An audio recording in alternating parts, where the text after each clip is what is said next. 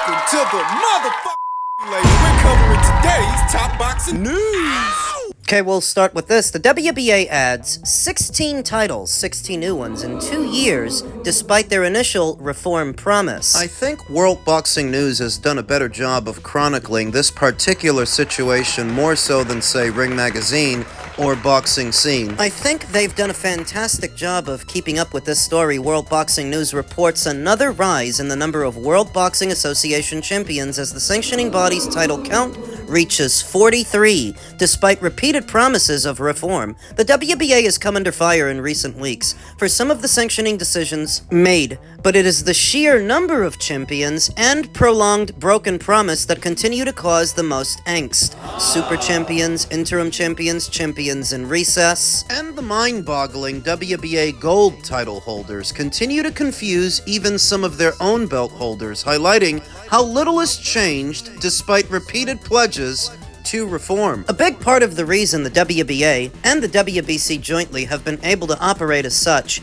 is because sanctioning bodies operate at an international level, not a local level. The WBC is based out of Mexico. The WBA is based out of Panama, dealing with many international fighters from all around the world, and thus there is no one entity that could just step in and police their activity to keep them in line. And so nobody does. From 27 to 43. The latest total of 43 title holders represents another increase in a trend World Boxing News has tracked for over 13 years and seen a distinct rise in the last 2. In June of 2024, the WBA had 27 champions as World Boxing News documented a promising decline. That figure rose to 34 by August of 2024, increased to 36 by June of the following year, and then climbed again to 38 by November of last year. Today, the number sits at 43.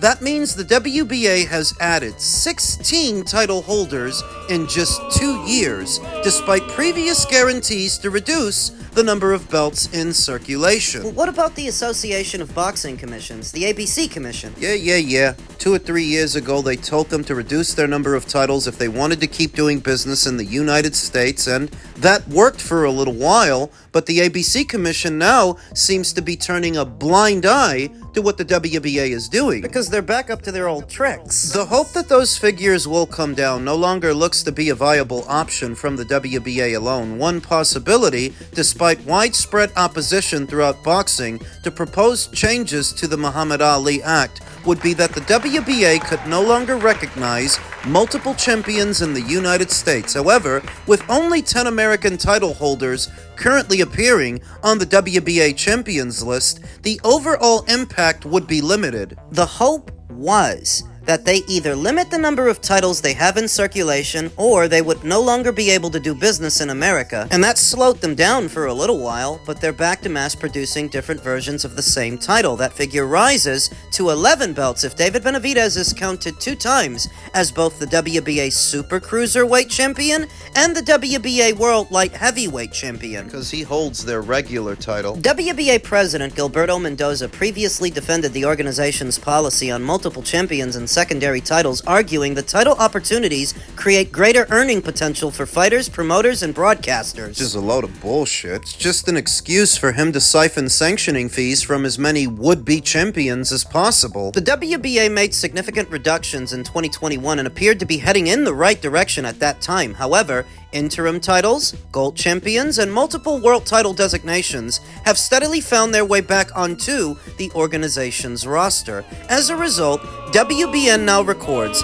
the highest champion total since the WBA launched its title reduction efforts, with multiple title holders across its divisions. So with the Muhammad Ali Revival Act set to be passed in the not-so-distant future, and the portion of it that limits how many titles the alphabets can have in circulation, one is left to wonder if that's going to be the master stroke that gets these guys back in line. And perhaps it would if it wasn't for these sanctioning bodies operating at an international level. Remember that outside of the United States, the Muhammad Ali Act, or the Muhammad Ali Revival Act, is not a thing. Its jurisdiction is really just limited to here in the United States, but the WBA operates in many countries. So how much of a threat is it really to the WBA if the folks in America are saying this and that? What's to stop them from crowning WBA gold champions in Eastern Bloc, in Eastern Europe, or different parts of Africa? Australia. Asia, these other emerging boxing markets, and what about the United Kingdom? To where if the people in the United States make it too difficult for the WBA to operate here, they'll just go somewhere else. They'll go international because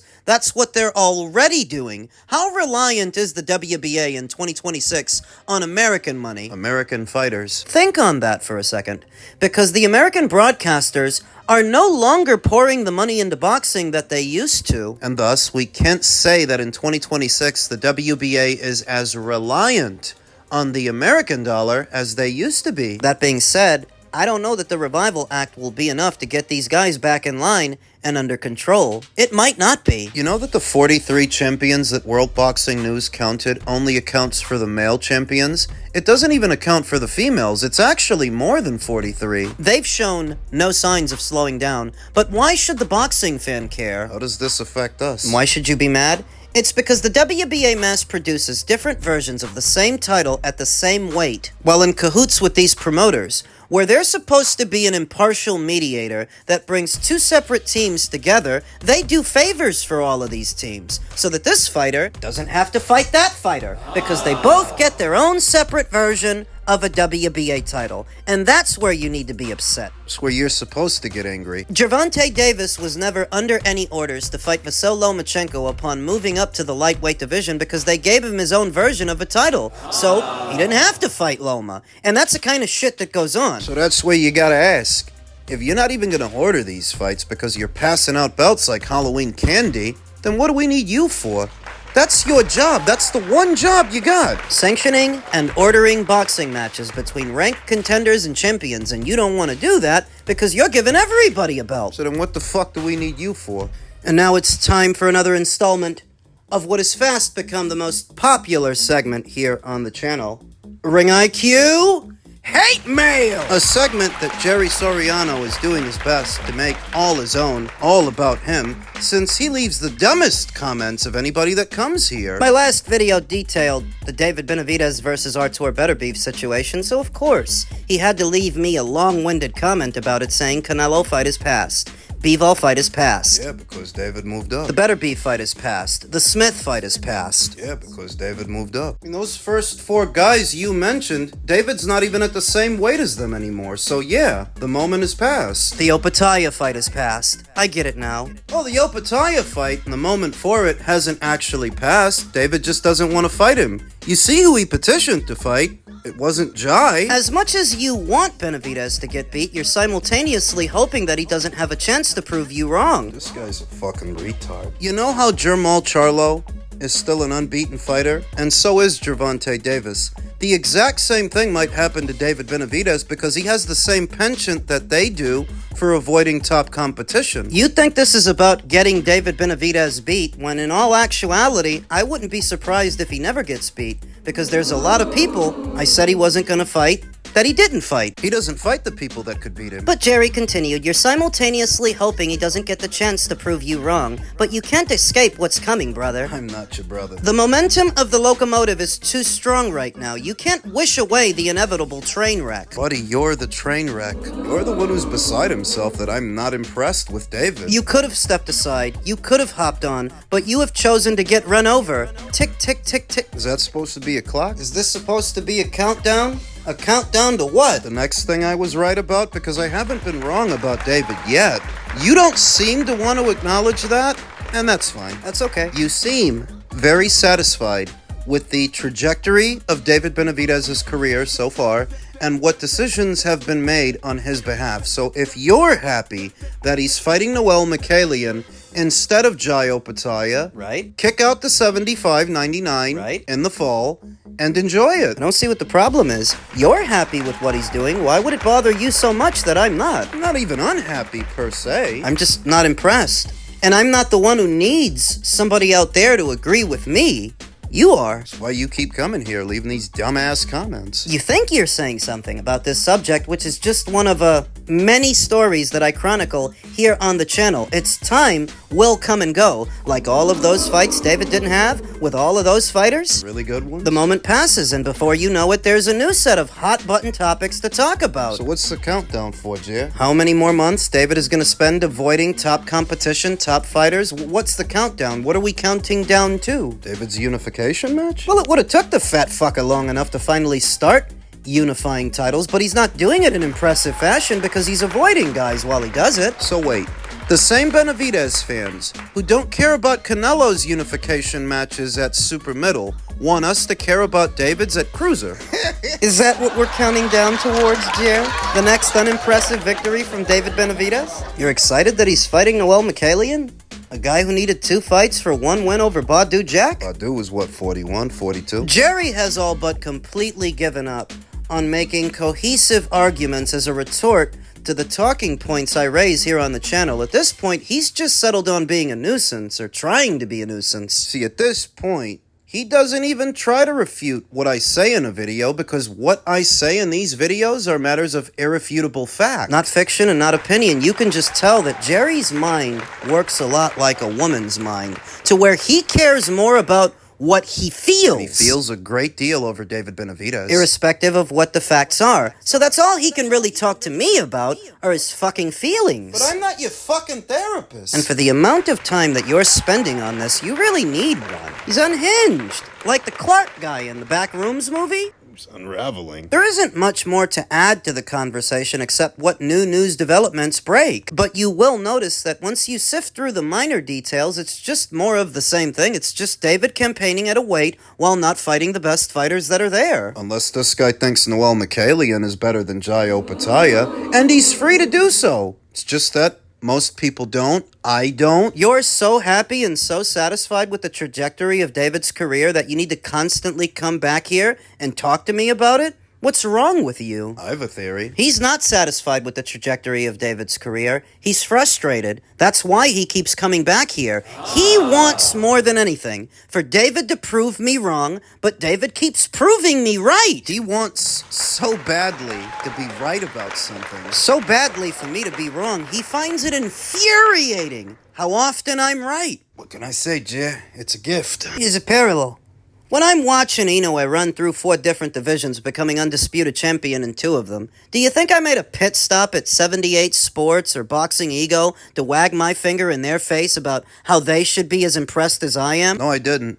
I didn't spend the time on those channels that you spend here. It was the same with Usyk and really any other fighter that I've been impressed with over the years. I don't make it a point to visit channels that don't agree with me to argue with them. Like you do with me. I don't need for people to agree with my opinions, Jerry. I don't need their opinions to validate mine. The only opinion I care about is my own. The rest of the time I stick to the facts. You can't do that. Because you think like a woman. You can't get past your own feelings, and you think I'm supposed to care about what those feelings are. I don't. You're the comic relief, Jerry. You're the butt of the joke. In men's heavyweight news, we can go in with momentum. Eddie Hearn on Anthony Joshua's Tyson Fury tune-up fight with Prenga. Anthony Joshua and Tyson Fury are on the collision course for late 2026, but Joshua has business to take care of first, in what is expected to be, frankly, an easy tune-up fight against Christian Prenga on July 25th. Promoter Eddie Hearn sees the tune-up as necessary and also remembered. Fury saying Joshua didn't need any tune-ups, which Hearn disagrees with. He said to us, "Oh, you don't need another fight. We had 4 rounds with Jake Paul, in 2 years of boxing. Like, come on," Hearn told Sky Sports after today's press conference. Isn't it funny that Fury thought that AJ didn't need any tune-up fights while he had one of his own and is set to schedule yet another one? 2 back-to-back tune-up fights. So why doesn't the media call out Tyson Fury on what is a brazen contradiction? It's because Tyson Fury's been contradicting himself like this publicly for years. He's a brazen hypocrite to to where it almost doesn't make sense to call him out on it. By now, everybody knows. Though not everybody listens. Not anymore. It's happened too many times. Anthony Joshua actually went into the 6th round with Jake Paul last December, though keen-eyed observers may agree that there were about 4 rounds of actual work in that fight, possibly less. Joshua hadn't fought since September of 2024, when he was knocked out by Daniel Dubois, and that was really his last serious competitive fight. Really, it's his only serious competitive fight since 2023, as before Dubois, he fought Francis Ngannou in another check-cashing novelty affair where he trounced the former UFC champion inside of 2 rounds after Ngannou had given Fury some real trouble the previous year, only adding fuel to their long-running headlines rivalry. Hearn also says he saw something in Fury's April win over Makhmudov that Joshua may be able to capitalize on. You had 12 rounds with Makhmudov in Tottenham, but you still feel like you need more rounds to prepare yourself for Anthony. But let me tell you something now. More rounds ain't gonna help you, because I see it. When Makhmudov came forward in the fight, I just know what AJ's gonna do. If we keep this confidence, if we can go in there and put on a great performance together against Prenga, we go into that Tyson-Fury fight with so much momentum, this will be a major moment for the sport, but the Prenga fight has to be done. Fury is also expected to have another tune-up. His promoter Frank Warren said there would be an announcement last week. There was not. Joshua has been training with former rival Oleksandr Usyk, who owns 2 wins over both AJ and Fury. Fury versus Joshua or Joshua versus Fury. Whatever it winds up being for promotional JPEGs is expected to take place in either November or December. Both sides are gonna have to say this and that about each other. That's the way it works. I don't even hold that against them. But what Eddie Hearn said, it does stand out. I mean, Fury, you already had a tune-up fight. You did. Why do you need another one? That doesn't communicate confidence. That doesn't... It's not money, you know. It's not a money thing. Fury's made plenty of money, so if he's getting back out there, it's not for a bag. You do another tune-up fight, you jeopardize the AJ fight, don't you? Because what if you pull a muscle? What if you get a strain or a sprain? Or what if you get cut? What if? To where, why are you scheduling another tune-up fight so close to the AJ fight towards the end of the year? What are you looking for? Do you feel like you lost something and you're trying to get it back?